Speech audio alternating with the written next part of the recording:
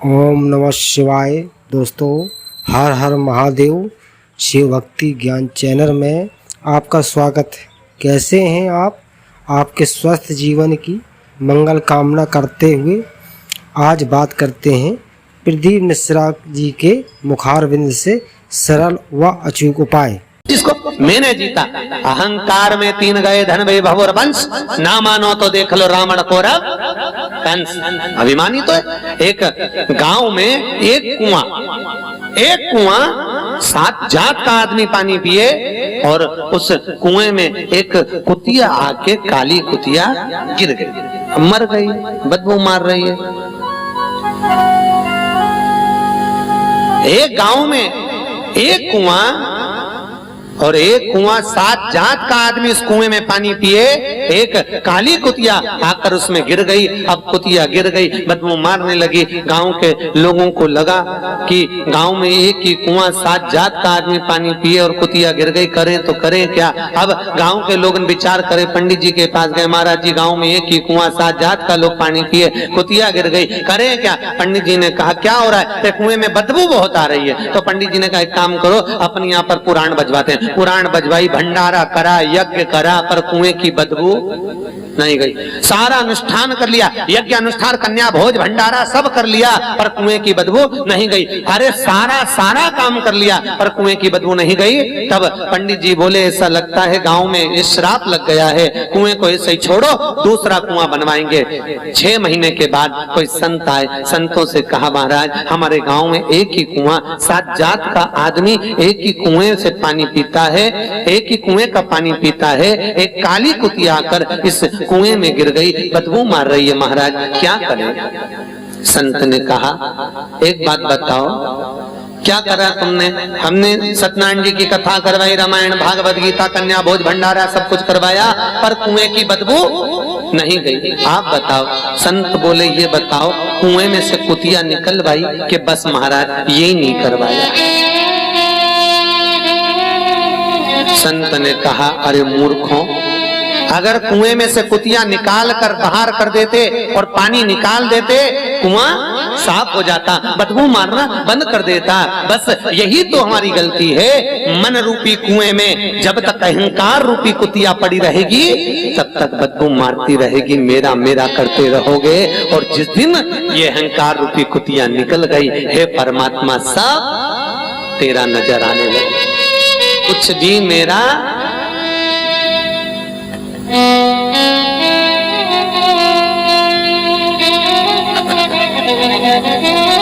कुछ है क्या। नानक जी महाराज,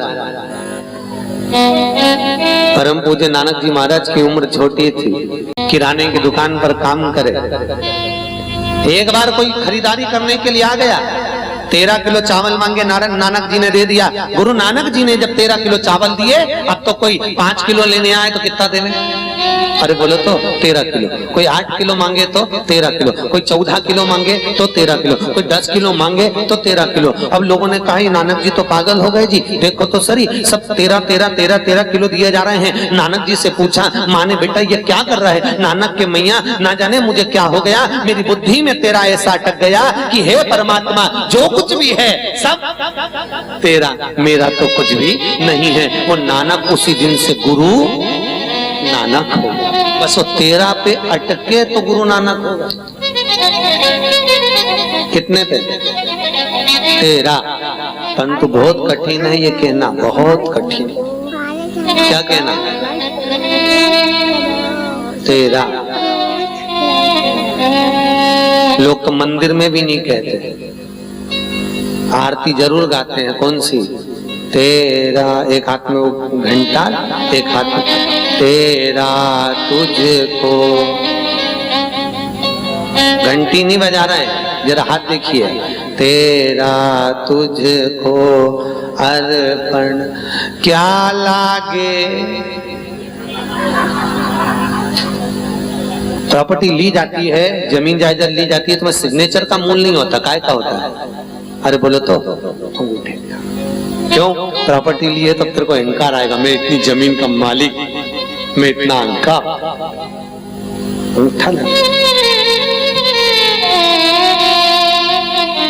कहे जरूर रहे हो तेरा है पर है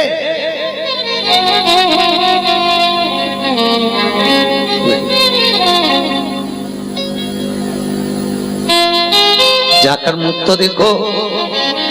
नारद जी क्रोध में लाल होकर, अभी तक तो जपते थे क्या, श्रीमन नारायण नारायण नारायण, श्रीमन नारायण नारायण नारायण, श्रीमन नारायण नारायण नारायण, श्रीमन नारायण नारायण नारायण, लक्ष्मी नारायण नारायण नारायण, लक्ष्मी नारायण नारायण नारायण, ओ बद्री नारायण नारायण नारायण, ओ बद्री नारायण नारायण नारायण, बोलो नारायण नारायण नारायण, बोलो नारायण नारायण नारायण,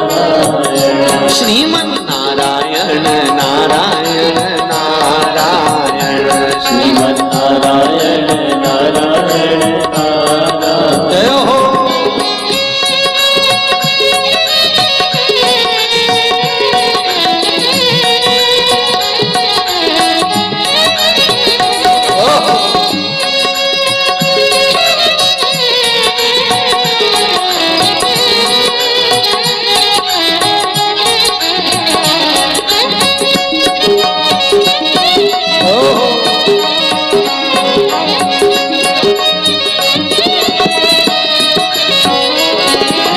नारायण नारायण नारायण, माता नारायण नारायण नारायण, ओ पिता नारायण नारायण नारायण, ओ पिता नारायण नारायण नारायण, ओ गुरु नारायण नारायण नारायण, गुरु नारायण नारायण नारायण, गुरु नारायण नारायण नारायण, गुरु नारायण नारायण नारायण, भाई श्री नारायण नारायण नारायण, भाई श्री नारायण नारायण नारायण, ओ बाबा नारायण नारायण नारायण, ओ बाबा नारायण नारायण नारायण, बोलो नारायण नारायण नारायण, बोलो नारायण नारायण नारायण, ओ बोलो नारायण नारायण नारायण, बोलो नारायण नारायण नारायण। अभी तक तो नारद जी महाराज गा भी लेते थे श्रीमन नारायण, अब व्यक्ति के भीतर क्रोध आवे तो नारायण निकले बेटा। अभी तो हमने बोला, अभी तो आपसे कहा कि गुस्से में बच्चों को मारो तो भी कहो राम राम, एक रो भी तो कहो राम राम, मुख से निकल। नारद जी का जाप बंद हो गया।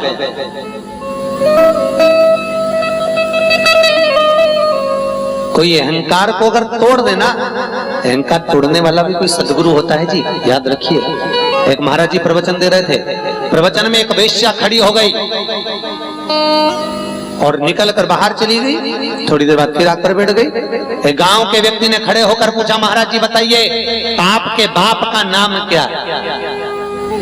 अब महाराज जी को चक्कर आ गया। महाराज जी ने सोचा सबके बाप का नाम मालूम है, बाप का बाप कहां से आ गया? बोलो तो।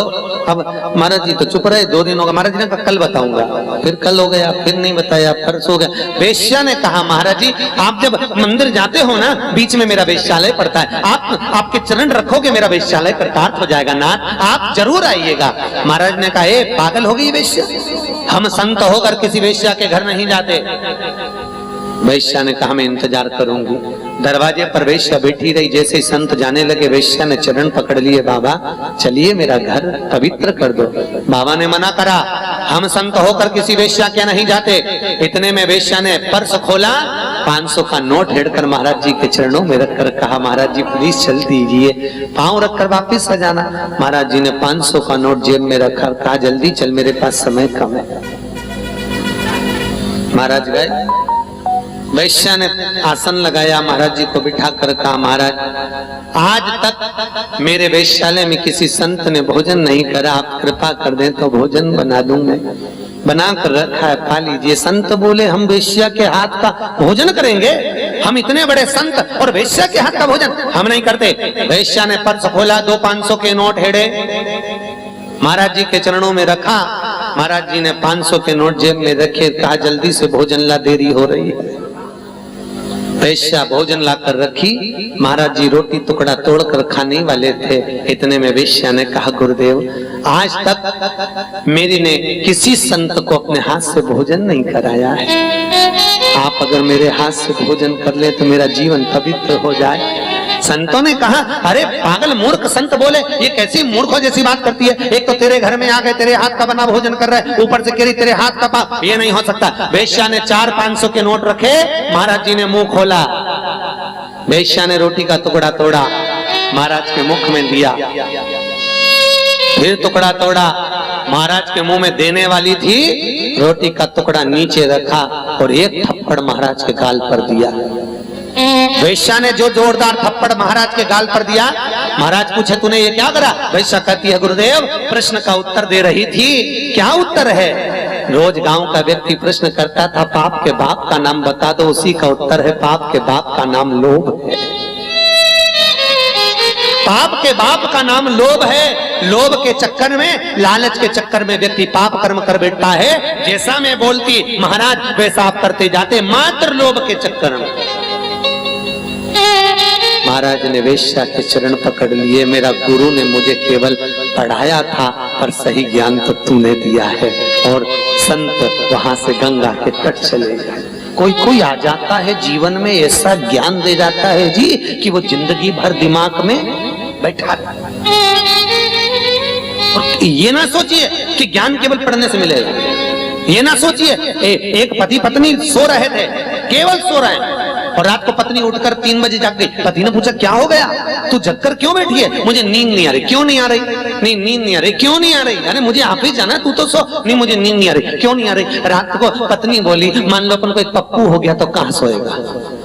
पति बेचारा पलंग पे से खसका, यहाँ सो जाएगा, अब तो सो जा। पत्नी सोई 3:30 पे, फिर जग गई।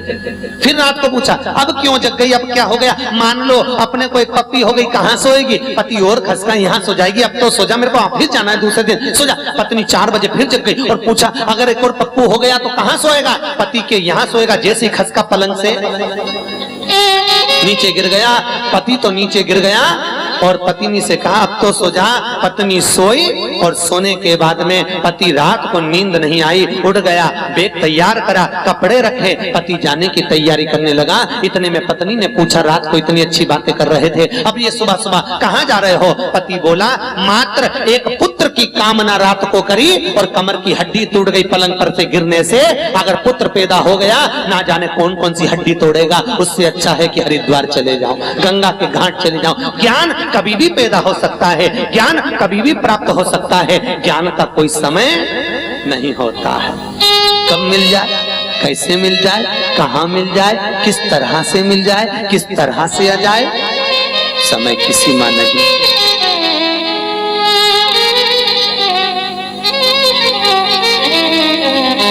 पोथी पढ़ पढ़ जग मुआ और पंडित भया ना कोई, ढाई आखर प्रेम का पढ़े सो तो हो।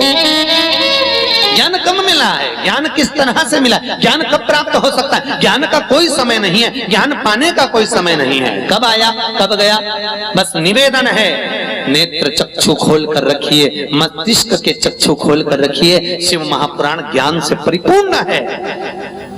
शिव महापुराण तो बहुत थप्पड़ मारती है कि अपनी आप बुद्धि खुलती चली जाती है। नारद जी महाराज को जो ज्ञान प्रदान करा गया है, ये इनका अहंकार तोड़ने के लिए है। व्यक्ति का जब अभिमान टूटता है, बस बड़ा बुरा लगता है। कोई बहुत सुंदर, उसको सुंदरता का अभिमान है और कहीं का आके कह दे सतभामा जी खूब सुंदर सुंदर सुंदर। एक दिन भगवान ने कह दिया तू काहे की सुंदर, काहे की सुंदर है, काहे की सुंदर है, तू तो राधा के चरण की धूल नहीं है। तब भी नहीं मानी, मैं तो सुंदर। भगवान ने कहा एक काम करो, जरा पहुंचाया, गरुण जी जाओ जरा हनुमान जी को लाओ, वो तोड़ेगा इसका अभिमान। हनुमान जी को लाए और हनुमान जी जब अंदर आए, बोले कुछ नहीं क्योंकि मुख में सुदर्शन जी थे। चरण दोहरा रही थी सतभामा जी भगवान की, तो हनुमान जी ने इशारे में कहा इतने में सतभामा जी पूछी है हूं कर रहा है, इसको बोलना नहीं आता है क्या? हनुमान जी से राम भगवान कृष्ण बोले कि हनुमान बोलो तो क्या बोलना चाहते हो? हनुमान जी ने सुदर्शन बाहर कर रखा और कहा प्रभु ये कौन सी दासी को पास में बिठा रखा है? इतनी अच्छी अच्छी रानियां और दासी को बिठाया। सतभामा जी का अहंकार चले। अभिमान अगर जब तक रहता है, तुम्हें लगता है मैं सुंदर, मैं ये काम करता हूँ, मैं करता हूँ, मैं करता हूँ। कई कई माताएं कह देती है मैं जिंदा हूँ तब तक घर चल रहा है। कई कई लोग कह देते हैं हम है ना जब तक ट्रस्ट चल रहा है, मैं चले गया मालूम नहीं पड़ेगा। अरे मैं करोगे तो बकरा बकरी बन जाओगे। कई लोग कह देते हैं मैं जिंदा हूं जब तक घर चल रहा है, मैं मर गया आटे दाल का भाव मालूम पड़ जाएगा। कई कई माताएं कह देती है मैं हूं ना जब तक घर चल रहा है, जिस दिन मैं मर गई उस दिन मालूम पड़ेगा। जो अम्मा ऐसा बोले उनसे कहना आधा घंटा मर जा, मर जा आधा घंटा। हम भी तो देखें कि तेरे मरने के बाद चले कि नहीं चले, देखे तो सही। बस अंतर इतना है जिंदा है तो घी गना, मर जाएगी तो मुट्ठी चना। पर ये मत कहो कि मैं कर रहा हूं, मैं कर रहा हूं, मैं कर रहा हूं। मैंने गीता वाटिका में एक शब्द बड़ा सुंदर सुना। जितने भी ट्रस्टी मिलते हैं, जितने भी सेवक मिलते हैं, उनसे पूछते हैं इतनी सुंदर व्यवस्था चल रही है, इतना आनंद चल रहा है। कल गीता प्रेस भी गए, वहां भी लोगों ने ये कहा कितना सुंदर चल रहा है। कौन चला रहा है? सब चलाने वाला ठाकुर करा रहा है, हमारा कन्हैया चला रहा है। हम तो एक निमित्त मात्र है, केवल एक निमित्त। कौन कर रहा है? गीता वाटिका का इतना सुंदर संचालन, इतनी सुंदर व्यवस्थाएं, इतना सुंदर साफ सफाई, गार्डन आदि सारे दौर आप देख कर आओ, दर्शन कर आओ। क्या और धननाथ जी की परिक्रमा लगाओ, समाधि की परिक्रमा लगाओ, राधा बाबा का दर्शन करके आनंद पाओ। कितना सुंदर था। बस कौन कर रहा है?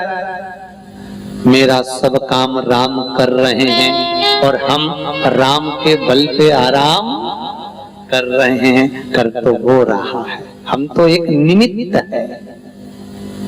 क्या है? निमित्त। लक्ष्मण जी को बाण लगा था तो संजीवनी कौन लाया? अच्छे से बोलो जम के। है हनुमान। पक्का लॉक कर दूं? नहीं, आप बोले हनुमान जी लाए थे, पर शिव महापुराण में तो वर्णन ऐसा आया है, एक दृष्टांत में शिव महापुराण के कि हनुमान जी संजीवनी लाए नहीं थे। क्यों? अगर हनुमान संजीवनी लाते, भरत जी ने बाण छोड़ा था, हनुमान जी अयोध्या में गिरे थे, तो वो संजीवनी का पर्वत क्यों नहीं गिरा? जब तुम डब्बा लेकर चलोगे, तुम गिरोगे तो डब्बा गिरेगा कि नहीं गिरेगा? अरे बोलो तो गिरेगा ना। तो संजीवनी हनुमान ले जा रहे थे तो हनुमान नीचे गिरे तो पर्वत क्यों नहीं गिरा? क्योंकि संजीवनी हनुमान नहीं, संजीवनी तो मेरे राम ला रहे थे। हनुमान तो केवल निमित्त था, मात्र निमित्तता थी। संजीवनी ले जाने वाला कौन? राम। केवल इसलिए तो हनुमान जी जब नीचे गिरे तो उर्मिला जी से हनुमान जी ने कहा मालूम है तुम्हारा पति अंतिम सांसें गिन रहा है, थोड़ी देर में तुम्हारा पति मर जाएगा अगर समय पर नहीं पहुंचा। उर्मिला जी बोली फालतू बात मत करो हनुमान जी, किसको बाण लगाए? हनुमान जी बोले आपके पति को लगाए। उर्मिला जी बोली मेरे पति को बाण लगा ही नहीं है। हनुमान जी बोले मैं खुद देख के आया हूँ। तो उर्मिला जी बोली अगर मेरे पति को बाण लगा तो रो कौन रहा है? तो क्या राम रो रहा है। तो एक बात बता, कांटा तुझे चुभेगा तो क्या पड़ोसी रोएगा? कांटा किसको चुभा? तेरे को तो रोएगा कौन? हनुमान के मुझे चुभा तो मैं रोऊंगा। तो ये बता बाण किसको लगा? तो के लक्ष्मण को। फिर वही बात करी, अरे हनुमान बाण मेरे पति को नहीं, पति मेरे लक्ष्मण के तो रोम रोम में राम था, जहां बाण लगा वहां भी राम था, इसलिए रोने वाला भी राम। तो फिर लक्ष्मण क्यों सो रहे हैं? लक्ष्मण मूर्छा में क्यों पड़े? अरे हनुमान तुझे मालूम नहीं, यहां से गया था मेरा पति तो उसने संकल्प लिया था 14 वर्ष तक नारी और निंद्रा का त्याग करता हूं। राम जी को लगा एक रात्रि को लोग नहीं सोते तो दुकान पर सोते, और ये 14 साल नहीं सोएगा तो घर जाके बीमार पड़ जाएगा, इसलिए इसको थोड़ी देर सुला आराम करा दिया, थोड़ी देर विश्राम दे दिया। शिव महापुराण के एक एक संवाद बड़े बात में सबका छेदन कर दिया। क्यों सोच? हम कुछ कर ही नहीं रहे, फिर भी अपना नाम जबाते, प्रभु आपकी कृपा से सब काम हो रहा, करते हो मेरे भोले मेरा नाम हो रहा, प्रभु आपकी कृपा से सब काम। कौन कर रहा है? कौन करा रहा है? सब। तो यहाँ नारद जी का अभिमान तोड़ना बहुत जरूरी था, और अभिमान टूट गया।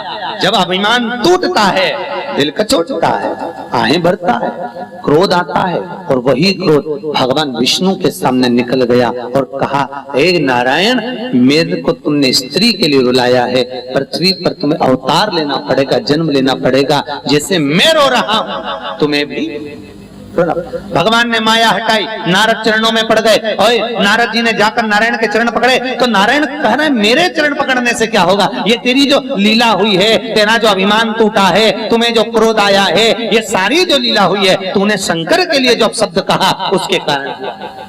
मेरे चरण मत पकड़। क्या कर? पकड़ना है तो किसके चरण पकड़?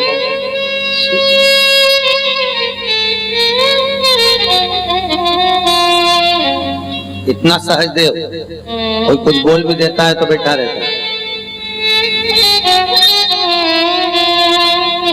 सावन महीने में काशी में कथा थी, काशी विश्वनाथ का दर्शन करने गए तो दिन भर लोग पानी की गंगा जली ले लेके लाइन में खड़े हुए थे, फूल पत्ती साथ में, और विश्वनाथ जी का तो हाथ लगाने ही नहीं देते ऊपर से, और इतनी ऊपर से लोग पानी भी डाल रहे, बेलपत्री भी, फूल भी, धतूरा भी, सब डाले जा रहे। कहीं का कपड़ा भी, कहीं का तो रुमाली चले जाए, कहीं का मोबाइल ही पटकी कर जाए। ले।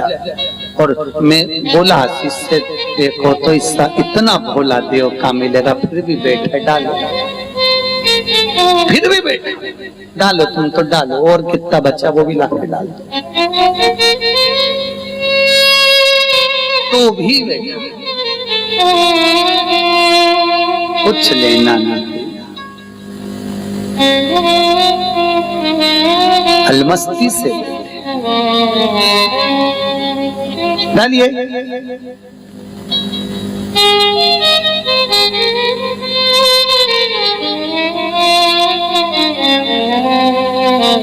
वो कौन सा व्रत? हरतालिका तीज करते हो यहाँ पर? हरतालिका तीज तो शंकर जी की रात भर पूजन, 4 बार पूजन होती है हरतालिका। उसमें माताएं शंकर जी पे भुट्टा चढ़ा दे, ककड़िया चढ़ा दे, नारियल चढ़ा दे, शंकर जी अंदर के अंदर दब के रात भर चढ़ा रहे, रात भर। भोलेनाथ बैठे चढ़ा, कितना चरण पकड़ो। नारद जी महाराज ने जाकर चरण पकड़ा, प्रभु क्षमा कर दीजिए। भगवान शिव कुछ नहीं बोले, नारद जी की ओर देखा और उल्टा उठकर मेरे शंकर ने नारद को प्रणाम करा, उल्टा उठकर कि तुमने ठीक है जो हुआ वो सब भूल जाओ। कई लोग बहुत दिनों तक याद रखते, बहुत दिनों तक बात के खाल निकालते रहेंगे, जब मिलेंगे तभी बात निकाल के बैठ जाएंगे। अरे जब बात खत्म हो गई उसको भूल जाओ। हर हर महादेव, बस भूल गए, खत्म काम।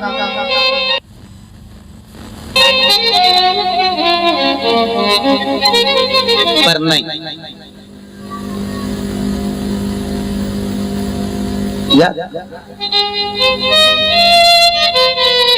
कोई पूछ रहा था गुरु जी सास बहू को इतना कष्ट क्यों देती है? मेनका इसलिए देती हैं कि बहू उनको जीवन पर्यंत मरने के बाद भी याद करती रहे, क्योंकि सास तिजोरी की चाबी देती है तो बहू को याद नहीं रहता। सोना कितना भी सास दे दे वो याद नहीं रहता, वो कमी लगता है। कपड़े कितने भी सास दिला दे वो कमी लगते हैं, पर सास एक बार आड़ा टेढ़ा बोल दे तो जब तक मर भी जाए तो बहू किसी को बताती है तो बोल देती है हमारी सास ऐसी थी। नारद जी गए तो भगवान नारायण से पूछा, प्रभु अब मैं करूं क्या, मेरे से गलती तो हो गई, क्षमा कैसे क्षमा कैसे मांगे। देखो हर चीज का एक क्रम होता है। शंकर जी को बेलपत्र चढ़ाने का भी एक क्रम होता है। शिव जी को बेलपत्र कैसे चढ़ाना चाहिए? शंकर जी को बेलपत्र, जैसे वो सामने जलाधारी दिख रही है आपको, वो जलाधारी जो है पहली बेलपत्र शिव जी की जलाधारी पर चढ़ाना चाहिए। कहाँ चढ़ाना चाहिए? जलाधारी पर। दूसरी बेलपत्र जहां पर शिवलिंग, जो कटी पर शिवलिंग रखा है ना, जहां शिवलिंग रखा हुआ है उस कटी पर एक बेलपत्र चढ़ाना चाहिए। तीसरी बेलपत्र भगवान शंकर के शिवलिंग पर चढ़ाना चाहिए। चौथी बेलपत्र जहां भगवान शंकर का त्रिशूल रखा हो वहां चढ़ाना चाहिए। पांचवी बेलपत्र मंदिर से जब चलो तो नंदी के ऊपर चढ़ाकर फिर मंदिर से निकल कर जाना चाहिए, तो जो मनवांछित फल मांगो वो भगवान शंकर पूर्ण कर देते हैं। बेलपत्र चढ़ाने का भी तरीका, और एक साथ तुम चढ़ाते जाओ शिवलिंग के ऊपर ही ऊपर तो भगवान शंकर स्वीकार करेंगे, मना नहीं है। पर शास्त्र कह रहा है भगवान के चरण जहां से जल नीचे गिरता है वहां एक और तो गणेश जी का स्थान होता है, एक और कार्तिकेय का स्थान होता है। जहां कटी है वहां जगदम्बा पार्वती का स्थान होता है। जहां शिवलिंग विराजमान है वो शंकर जी का स्थान होता है। जहां त्रिशूल है वहां आनंद से भगवान के नंदी श्रृंगी का स्थान होता है। सामने नंदीश्वर के रूप में भगवान विराजित होते हैं। हम जब भगवान पर बेलपत्र समर्पित करते हैं हमारे कार्य की सिद्धि अपने आप हो जाती है, अपने आप। क्यों कहा जाता है? जिस व्यक्ति को चश्मा उतारना हो, आंखें कमजोर हो गई हो, शिवरात्रि के दिन रात को 12 बजे शंकर भगवान पर थोड़ा सा शहद चढ़ा दीजिए। उस शहद को उंगली से निकाल लो, शीशी में रख लो। 1 महीने तक काजल लगाए, ऐसे शहद लगाइए। 1 महीने लगाओ, 15 दिन आप लगाओगे, अंतर मालूम पड़ जाएगा। चश्मे का नंबर अपने आप समाप्त हो जाएगा और चश्मा आंखों से उतर जाएगा। शिव की ज्योति में वो ज्योति प्रकट है, इसलिए तो उसको क्या कहते हैं? ज्योतिर्लिंग। कौन सा लिंग है वो? ज्योति। स्वयं ज्योतिर का जहां भाव प्रकट किया हो, जहां ज्योति पुंज स्थापित किया गया हो, वो ज्योति का ही एक तुल्य आनंदमय भाव शिव के शिवलिंग में विराजित होता है। शिवलिंग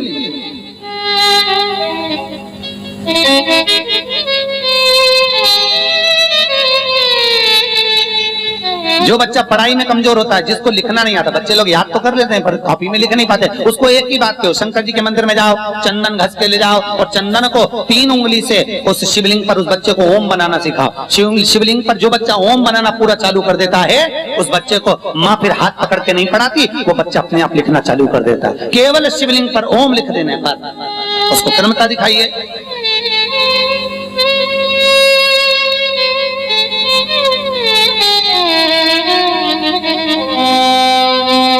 कितना कितना क्रम कहा है, कितना।